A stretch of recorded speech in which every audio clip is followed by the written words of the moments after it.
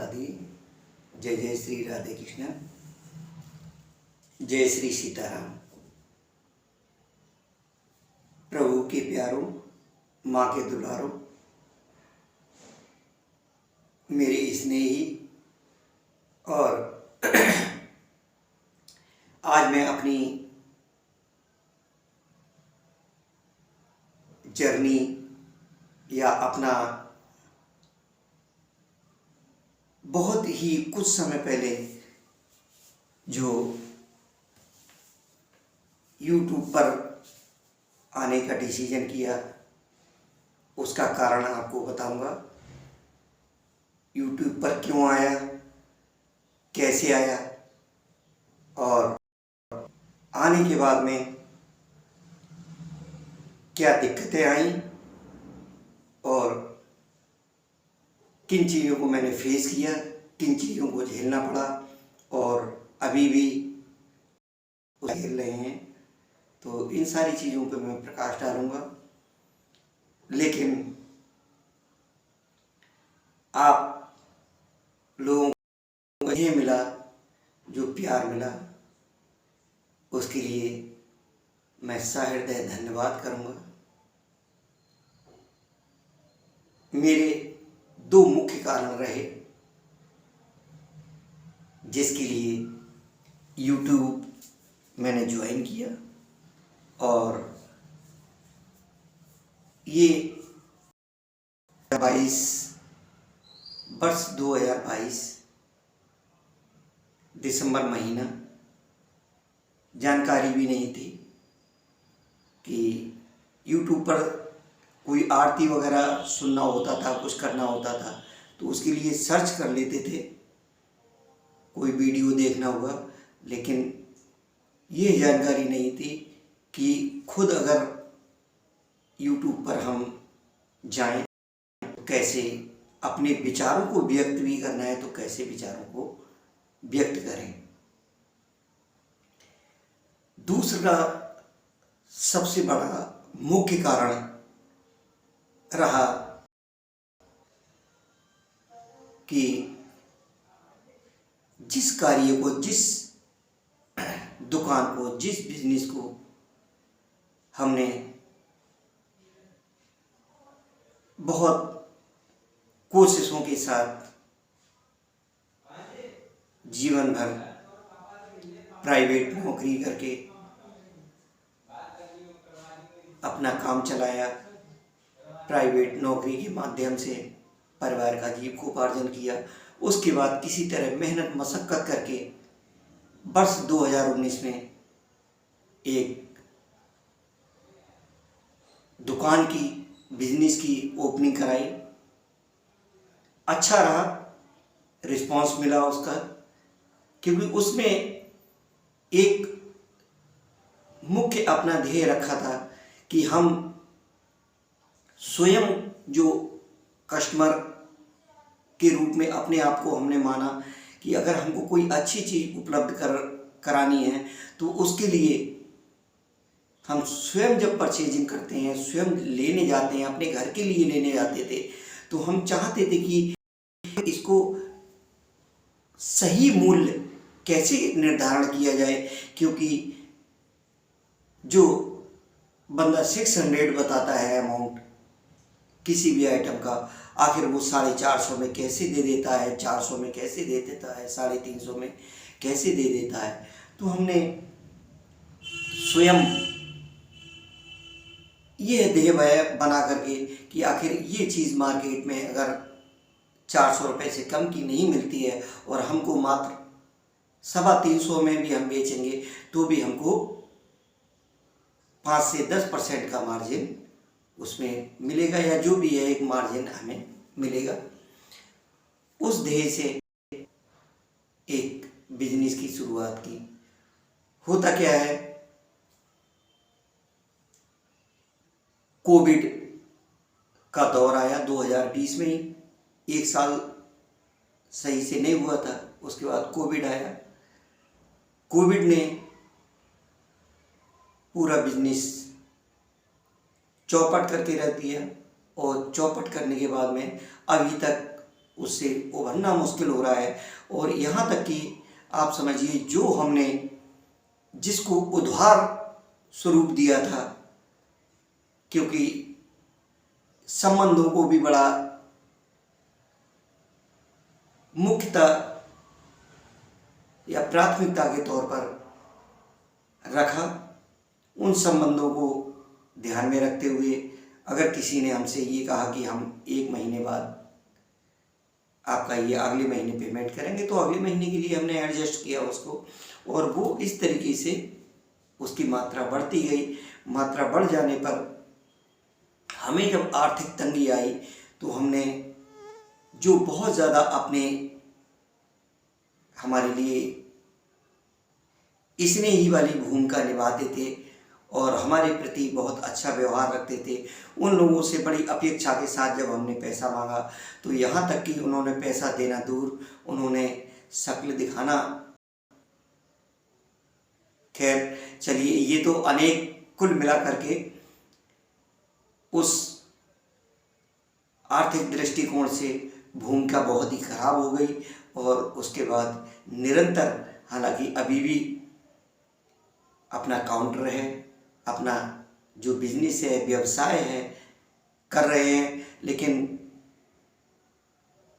उसका ओवरऑल जब ये पता लगता है कि ये कोविड के बाद, आफ्टर कोविड, सभी बिजनेस बहुत धीमी गति पर आ गए हैं, और बल्कि हम इसको यूं भी कह सकते हैं कि ये जो मंदी का दौर है, ये ग्लोबल है, आर्थिक मंदी का दौर है। उस मंदी के दौर में दिसंबर 2022 में ही, यानी 4-5 महीने पहले, किसी ऐसे व्यक्ति से बात हुई जिसने हमें बताया कि YouTube के द्वारा भी हम अपना कभी सुंदरकांड वगैरह इस तरीके से जो पढ़ते थे, तो कभी उसका कुछ छोटा मोटा फेसबुक पर उसको शेयर कर देते थे। तो उसका उन्होंने उदाहरण दिया, बोले YouTube पर आप अगर इस तरीके से करेंगे तो आपको कुछ इसमें एक इनकम का माध्यम भी बढ़ेगा। उसकी कोई जानकारी नहीं थी, लेकिन उन्होंने थोड़ा सा जानकारी दी और ये YouTube चैनल का बनाने का विचार बना। लेकिन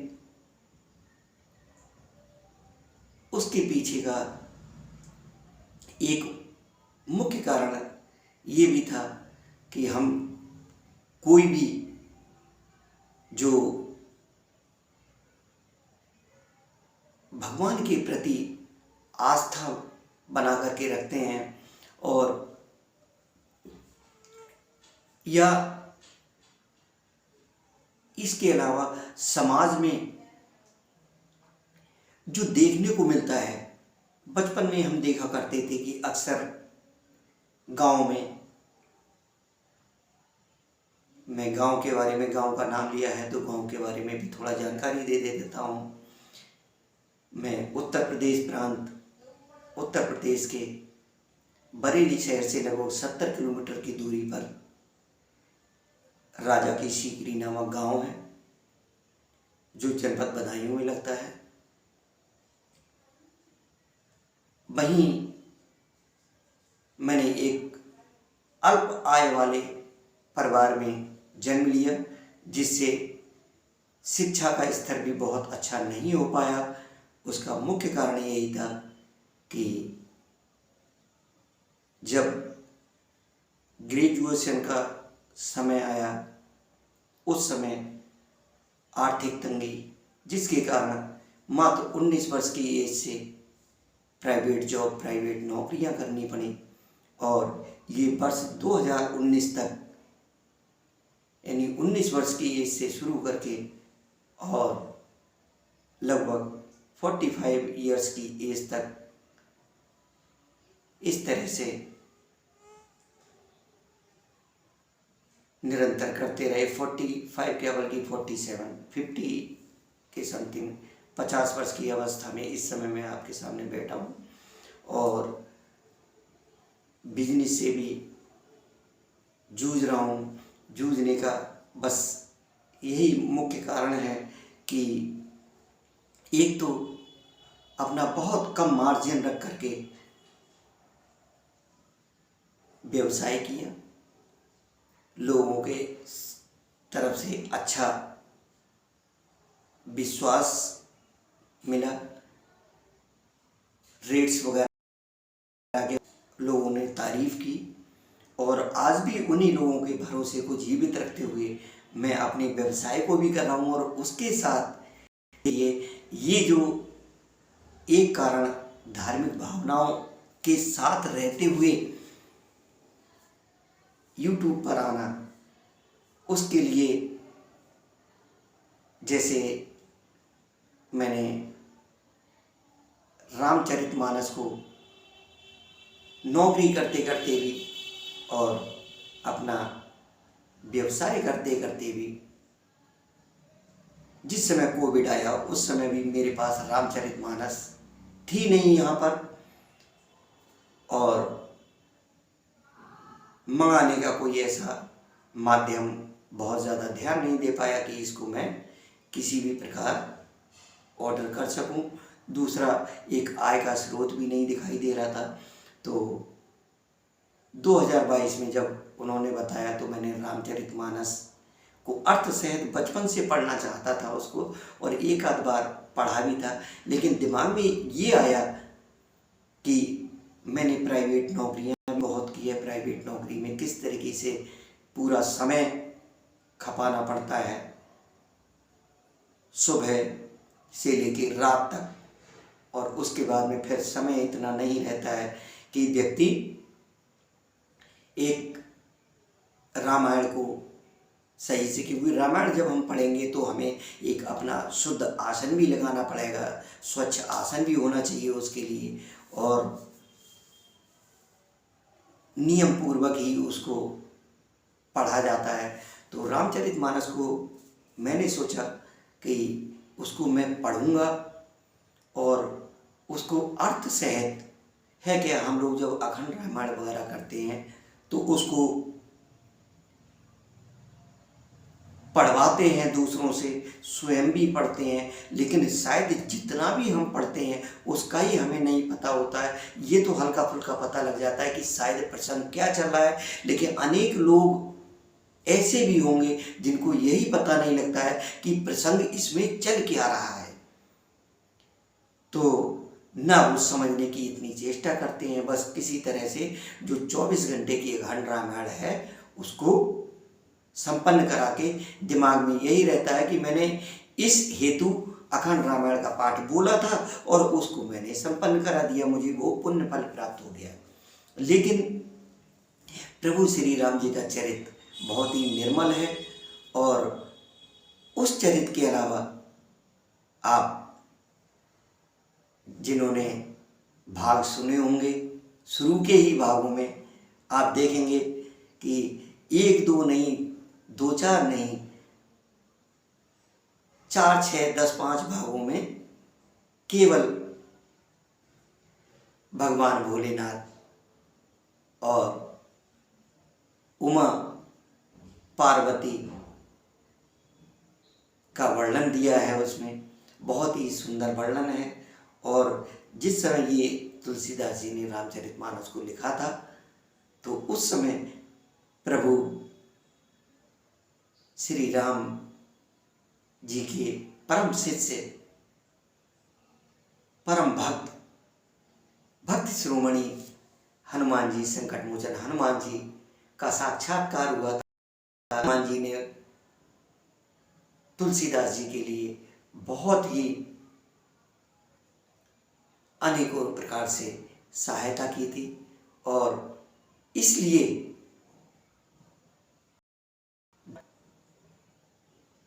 रामायण पढ़ने से एक जब अर्थ सहित पढ़ा तभी जानकारी हुई। उससे पहले अनेकों बार मैंने स्वयं भी अखंड रामायण को कराया भी है और धार्मिक अनुष्ठानों में बड़ा रुचि रहती है तो जिन पंडित जी से मेरे परिवार में भी कुछ हैं जिन्हें रामायण का शौक़ है, रामायण अच्छी तरह पढ़ते हैं, उनसे भी अनुष्ठान कराया, लेकिन कभी ज्ञान नहीं हुआ कि इसमें क्या प्रसंग चल रहा है, क्या क्या नहीं चल रहा है। जब मैंने वो सब पढ़ा तो बहुत आनंद आया और उसको बस यही लगा कि इसके लिए एक बार स्वयं तो ये ज्ञान हो ही रहा है, लेकिन जो प्राइवेट नौकरी करने वाले हैं, लाला की नौकरी करने वाले हैं, या अपना व्यवसाय भी कर रहे हैं, या कई नौकरी में भी कुछ लोगों के ऐसे व्यस्तता भरे शेड्यूल लेते हैं कि उन बेचारों के पास इतना समय नहीं होता है कि वो रामायण को पढ़ पाएँ। लेकिन मेरी जैसी लालसा कुछ और भी लोगों के अंदर रहती है कि हम इसको किस तरीके से, हमारे पास समय नहीं है। तो है क्या, देखिए, अर्थ सहित पढ़ने के लिए हमको नियम चाहिए होगा, लेकिन सुनने के लिए कोई ऐसे नियम की आवश्यकता नहीं है।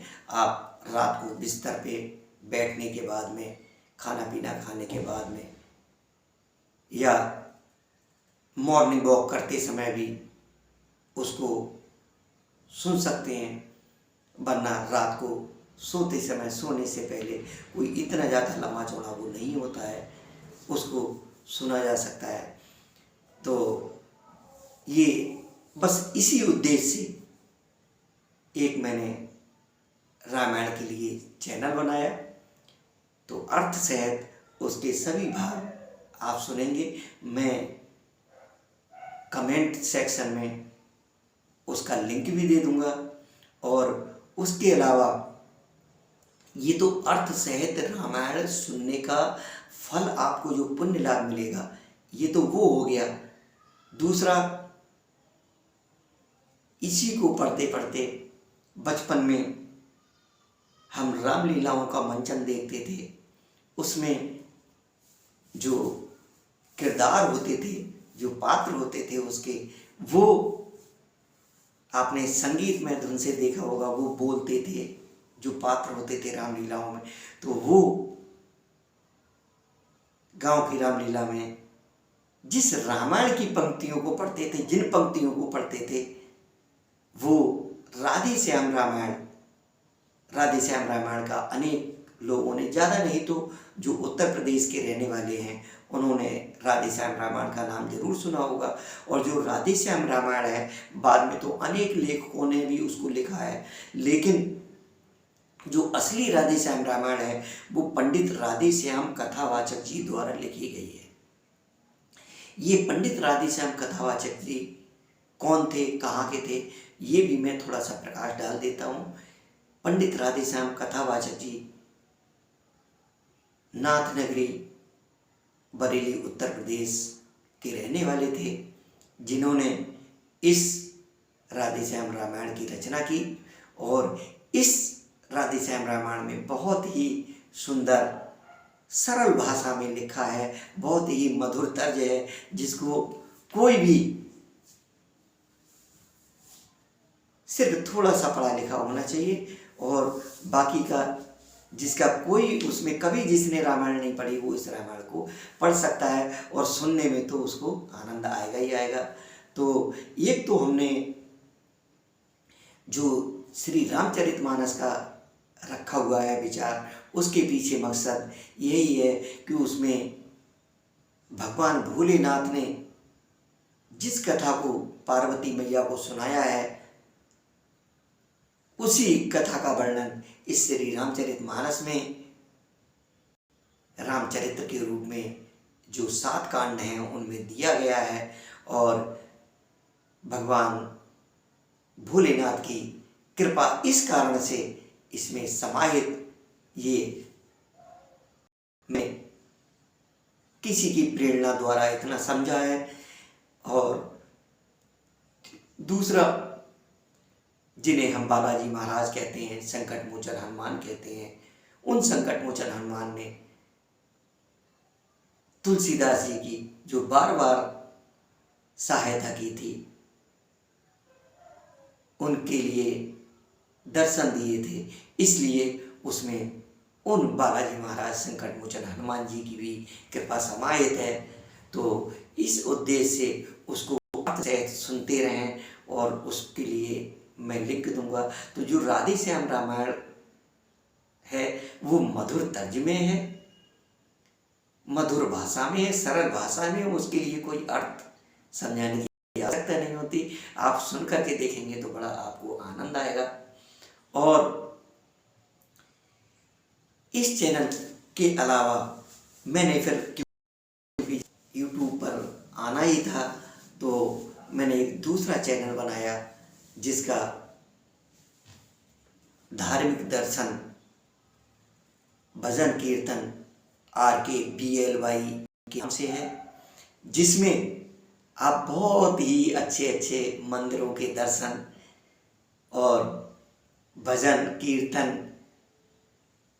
भजन के साथ डांस बहुत ही अच्छे तरीके देखेंगे। आपको दूसरा नववर्ष को एंजॉय करते हैं, किस तरीके से करते हैं आप लोग, वो अपना अपना तरीका होगा, लेकिन हमने नववर्ष मनाने का भी उसमें एक दो वीडियो डाला है, बहुत ही सुंदर है, आप उसको देखेंगे। उसमें श्री राधे कृष्णा की जो जय जयकार हुई है, जो बच्चों ने नृत्य किया है, उसमें कहते हैं, लोग कहते हैं कि यूथ भजन नहीं गाते हैं, यूथ मतलब युवा, युवा भजन नहीं गाते, युवा भजन भी गाते हैं, साथ में नृत्य भी करते हैं।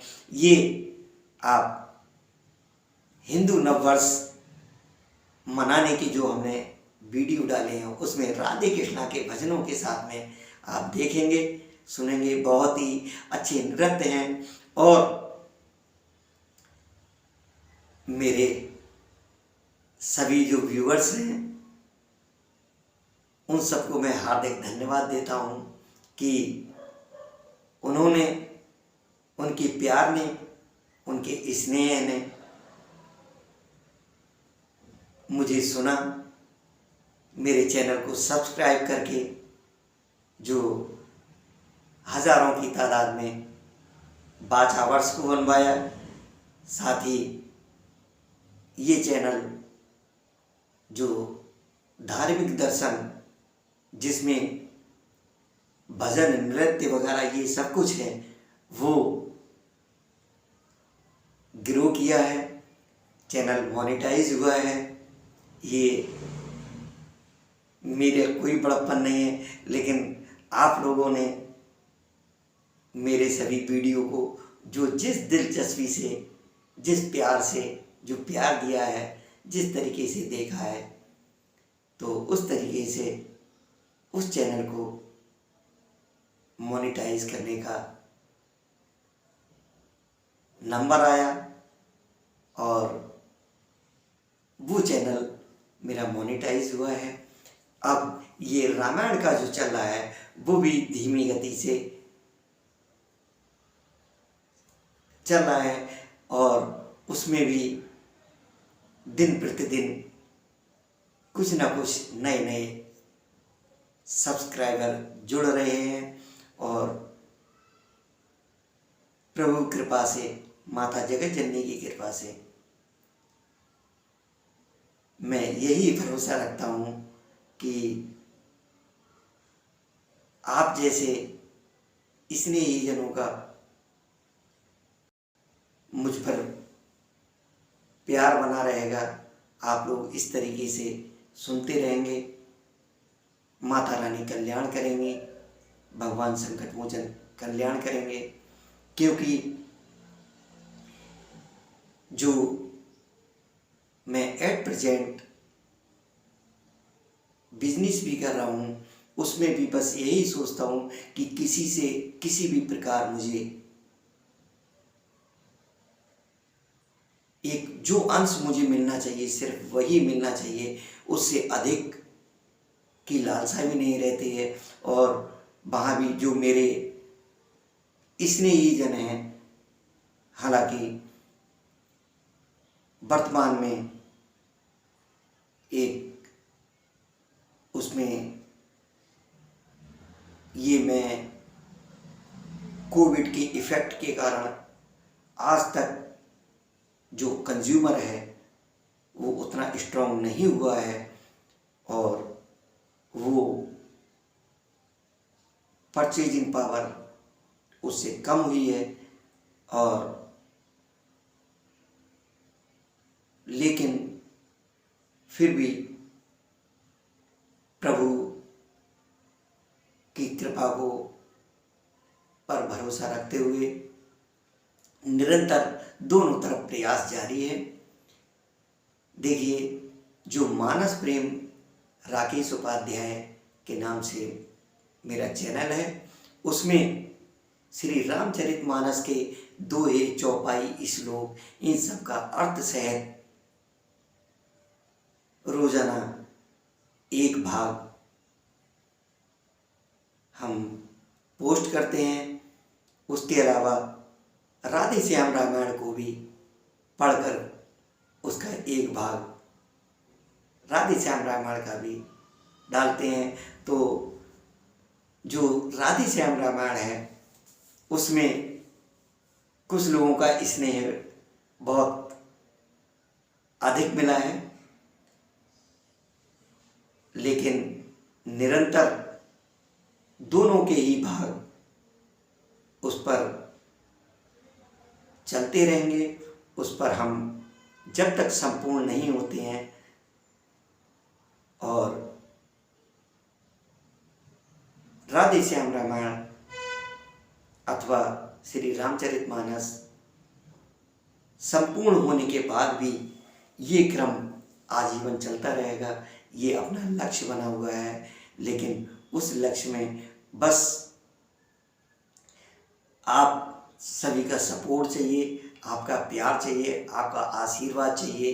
देखिए, आपसे कोई धन का सपोर्ट नहीं मांग रहे हैं, किसी और तरह से सपोर्ट नहीं मांग रहे हैं, बस थोड़ा सा एक ईश्वर के प्रति और अधिक जुड़े रहने के लिए, जोड़े रखने के लिए उससे थोड़ा सा भावनाएं प्रबल होंगी। और दूसरा, जो लोग ये सोचते हैं कि हम भी उस रामायण, जिस रामायण के लिए लिखा गया है कि रामायण सुर तरु की छाया, दुख भय दूर निकट जो आया, मतलब बहुत आसान, सुर मीन्स देवता और तरु मीन्स वृक्ष। तो रामायण जो है वो दैवीय वृक्ष है, दैवीय वृक्ष रूपी उसकी ऐसी छाया है कि जो इसकी छाया में आया, रामायण सुर तरु की छाया, दुख भय दूर निकट जो आया, जो इसके निकट आया। लेकिन निकट कैसे आया जाता है? जब राम जी का जो चरित्र है, रामचरितमानस, इसका हम संपूर्ण अर्थ सहित अपने हृदय में उतार लेते हैं, प्रभु की महिमा को समझ लेते हैं, तो उनके जो 7 कांड हैं रामायण के, रामचरितमानस के, उनको अर्थ सहित आपको सुनने को मिलेगा। आप भाग 1 से शुरू करना, और उस चैनल को मैं कमेंट सेक्शन में अपने दोनों ही इन चैनल का लिंक दूंगा। आप उस लिंक को टच करके और सब्सक्राइब कर लेना। सब्सक्राइब करके बस देखिए, कहते हैं किसी भी अच्छे लक्ष्य में जब किसी की हम सहायता करते हैं तो वो उसका पुण्य फल पूरा हमें मिलता है। तो ये मैं तो आपसे बस विनती पूर्वक उस सहयोग की अपेक्षा कर रहा हूँ, जैसे भी हो, क्योंकि हम लोगों ने, अगर आप भी सुन रहे हैं तो आप निश्चित रूप से सनातन से जुड़े हुए हैं, और जो सनातन है वही सत्य है, और उस सत्य को जीवित रखने के लिए, सनातन को जीवित रखने के लिए अपनी भावनाओं को थोड़ा सा अच्छा रखना होगा। कितना भी विज्ञान का युग है, लेकिन धर्म संस्कृति अपनी जगह है। आप उस धर्म संस्कृति से जुड़े रहने के लिए इन दोनों चैनल पर सुन करके देखना, बहुत आनंद आएगा। और इसके अलावा भी, जैसे अभी 2 दिन पहले हमने, मंगलवार का दिन था, बच्चों के साथ सुंदरकांड पाठ को बहुत मीठी मीठी धुन के साथ, मीठी मीठी तर्ज में बच्चों के साथ पढ़ा है। उस सुंदरकांड को भी आप सुन करके देखेंगे, आनंद आएगा। और ये वीडियो बनाने का बस थोड़ा सा मन में आया कि अपनी जो वास्तविकता है, सच्चाई है, उसको मैं आप लोगों के बीच में रखूं। मैंने बीच में रखा है और उम्मीद करूंगा कि जिन्होंने बिना किसी बोरियत के मेरे इस भावनाओं को सुना, उनके लिए सहृदय धन्यवाद। दूसरा, इसमें अनेकों समस्याएं सामने आई, जिनका सामना किया, उसका सॉल्यूशन ढूंढा। उदाहरण के तौर पर हमने किसी मंदिर की वीडियो बनाई और उस मंदिर में कोई जो आरती चल रही थी, जो भजन चल रहा था, जो कीर्तन चल रहा था, कैसेट चल रही थी, उसकी आवाज़ उसमें रिकॉर्ड हो गई, तो उसमें रेस्ट्रिक्शन आ गया। और उसके लिए वीडियो को हटाना पड़ा, अनलिस्ट करना पड़ा। तो इसके अलावा जहाँ अपेक्षा होती है, कभी कभी ज़्यादा अपेक्षा किसी से रखना भी व्यर्थ होता है, तो हमारे साथ वो सब भी हुआ। जिस समय बात किया इसका, ये जो धार्मिक भावना के लिए, जिसमें धार्मिक दर्शन के नाम से जो चैनल बनाया है, उसमें कुछ लोगों ने, हालांकि दोनों चैनल में ऐसा हुआ, जहां जिनसे ज़्यादा भरोसा होता था, उन्होंने उसको संतुष्टि के लिए सब्सक्राइब किया और उसके बाद उसे अनसब्सक्राइब कर दिया। लेकिन जो YouTube का एक एल्गोरिदम है, वो भी मेहनत को, परिश्रम को समझता है। जिस दिन उन्होंने अनसब्सक्राइब किया, उस दिन हमें आभास भी हुआ और उस परमपिता की कृपा से, प्रभु सीताराम जी की कृपा से, माँ जगत जननी की कृपा से, एक अनसब्सक्राइब ने हमको 180 नए सब्सक्राइबर दिलाए।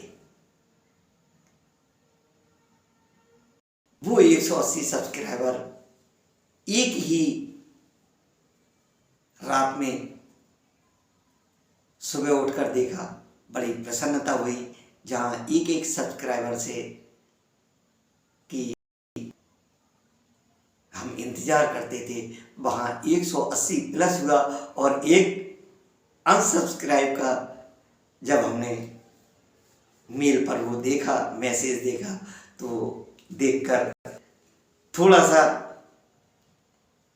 हल्का फुल्का मन में लगा। लेकिन जहाँ कहते हैं अपने ही सबसे पहले आगे बढ़ाते हैं, और जो अपने होते हैं उन्हीं में कुछ अपने ऐसे होते हैं कि जो ज़्यादा अपने होते हैं वही टांग खींच लेते हैं। तो उन्होंने खींची, लेकिन मेरे प्रभु संकट मोचन ने मैंने उठा करके यूँ आगे बढ़ाया। और वो एक अनसब्सक्राइबर था, जो भी था, उस जिस दिन उसने अनसब्सक्राइब किया, मुझे दुख नहीं हुआ, बल्कि उससे ज़्यादा उसका हल्का सा दुख तो होता ही होता है, क्योंकि जिसने चाहा उसने दिल तोड़ा। तो जब अनसब्सक्राइब किया और एक अनसब्सक्राइब और 180 सब्सक्राइबर का जुड़ना बहुत बड़ी चीज़ होती है। तो ये संतुष्टि हुई कि कोई बात नहीं, जागी रही भावना जैसी, प्रभु देखी मूरत तैसी। जिसकी जैसी सोच। लेकिन अगर आप भी YouTube पर आना चाहते हैं, आते हैं, कुछ इस तरीके के किसी भी प्रकार का जो भी आपके पास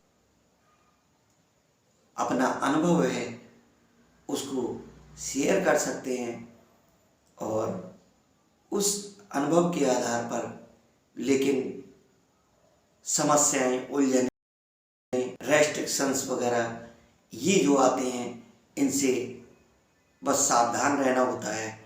तो उस सावधानी के साथ आप अगर आते हैं तो उसके लिए इस छोटे से यूट्यूबर राकेश उपाध्याय की तरफ से भी बहुत बहुत हार्दिक स्वागत होगा। और निरंतर बस पुनः मैं आपसे इस चीज़ की विनती करता हूँ कि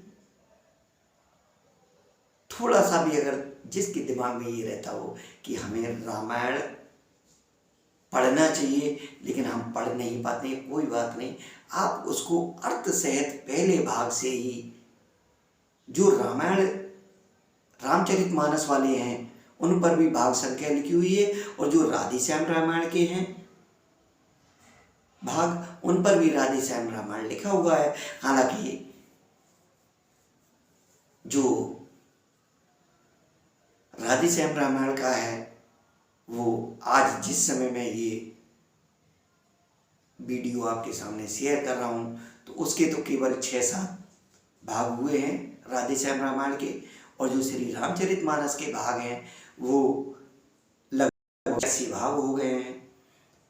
तो ये क्रम निरंतर चलेगा, आजीवन चलेगा। इसके बाद में जब राधेश्याम रामायण और श्री रामचरितमानस संपूर्ण होंगे, उसके बाद हम फिर नया क्या लेकर के आएंगे ये श्री सीताराम जी जाने, माता जगत जननी जाने, श्री राधे कृष्णा जाने, लेकिन क्रम निरंतर चलता रहेगा। ये बस मेरा एक लक्ष्य है। बहुत ज़्यादा भरोसे से कहना कभी कभी अड़चन आती है, लेकिन एक जो दिल में है कि इसको हमें निरंतर,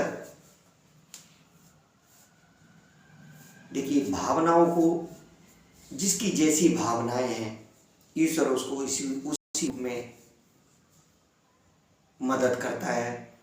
तो अपनी भावनाओं को धार्मिकता के साथ बनाए रखें, रामायण सुने और सुनाएं। दूसरा, मैं अपने चैनल के मुताबिक ही बता रहा हूँ, जो अच्छे अच्छे दर्शन हैं, भजन कीर्तन सुनने का है, नृत्य वगैरह देखने का अगर आपको चाव है तो उसमें नृत्य वगैरह भी देखने को मिलेगा, और अच्छे अच्छे मंदिरों के दर्शन करने को मिलेंगे। घर बैठे आप दर्शन कर सकते हैं। इसी के साथ मैं आपसे इजाज़त चाहता हूँ। धन्यवाद सहित जय माता दी, जय जय श्री राधे कृष्णा, जय श्री सीताराम, जय श्री सीताराम।